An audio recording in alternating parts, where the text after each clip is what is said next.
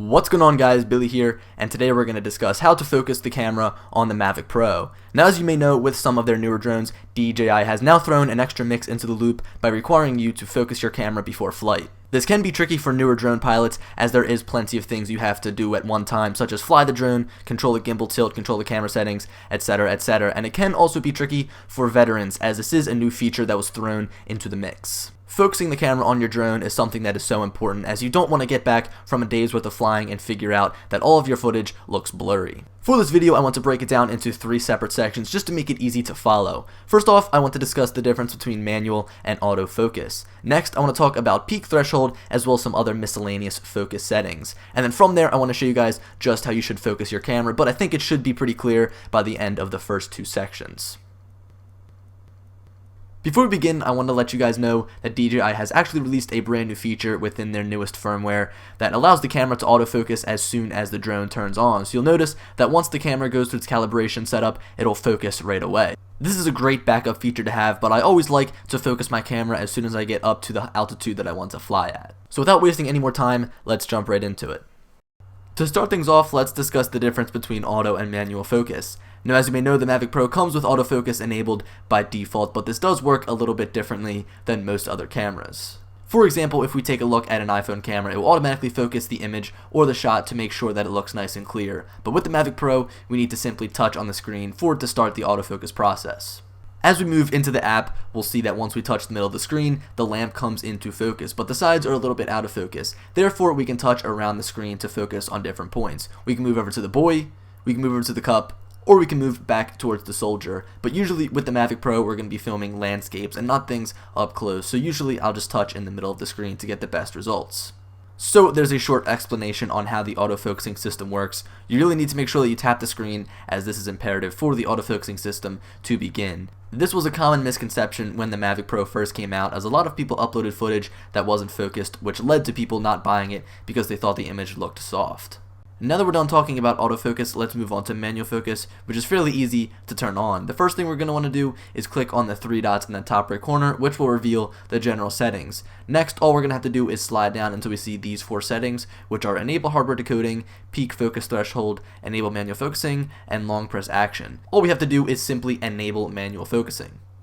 Once we've enabled our manual focusing, we can head back to the main screen that shows the live camera feed from our Mavic Pro. From here, as we can see, the autofocusing system is still enabled. To enable manual focusing, we need to click in the top right on the box that says AF/MF. We'll know that we're in MF or manual focusing mode when we see the slider along the side. Now, manual focusing doesn't work like autofocusing. As we can see, when we touch around the screen, nothing happens. What we need to do is drag the slider along the side. As we see, we're more towards the top, towards the flower, because we're looking at closer objects.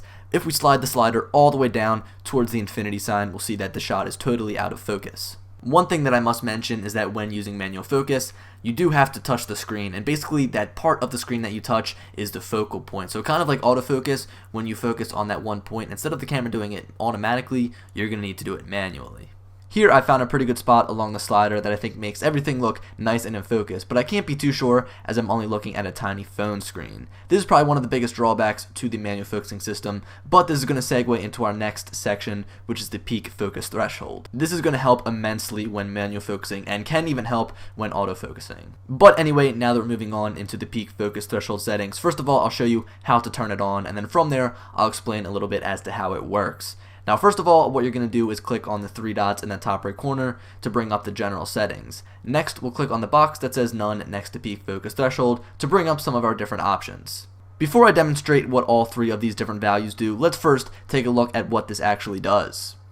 Heading back to our main screen after I've clicked 90% under the peak focus threshold, we can now see that there's red lines going across the screen. And at first glance, red might mean that something is going wrong or something's bad. As we know, we always associate red with something bad, but in this case, it's actually a good thing.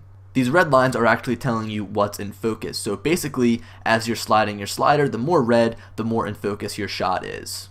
For example, if we drag the slider towards the bottom, we can see everything has gone out of focus, thus the red lines have disappeared. But if we drag the slider back up towards the top, we can see that all the red lines have come back, outlining everything that is in focus. Basically, what the peak focus threshold does is help you determine what's in focus and what is out of focus, and this helps a bunch, especially when using a tiny phone screen. I personally use an iPhone 7 Plus and still can't determine what's in focus and out of focus, and even when I'm using the autofocusing method, I do end up turning on my peak focus threshold just to make sure everything is in focus. Next up, let's look at the differences between the values underneath of the peak focus threshold setting. And I think that it's going to speak for itself after I run through the clips. So I'll do that first just so that you guys can get an idea of what it looks like. So this is with the value of 70%, this is with 80%, and this is with 90%. After those examples, you may be wondering, well, why am I seeing less red as I move to a higher value? Is my camera going out of focus? And the simple answer to that is no. As you go towards a higher value, so from 70 to 90%, basically your camera becomes a bit more strict as to what it thinks is in or out of focus.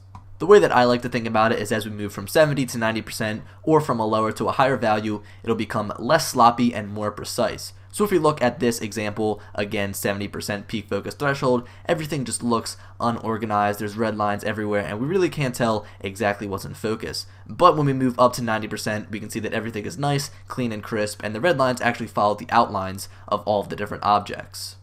Now that about wraps up everything regarding the peak focus threshold. It is fairly easy to use, and I would highly recommend turning it on as it will help you focus your shots.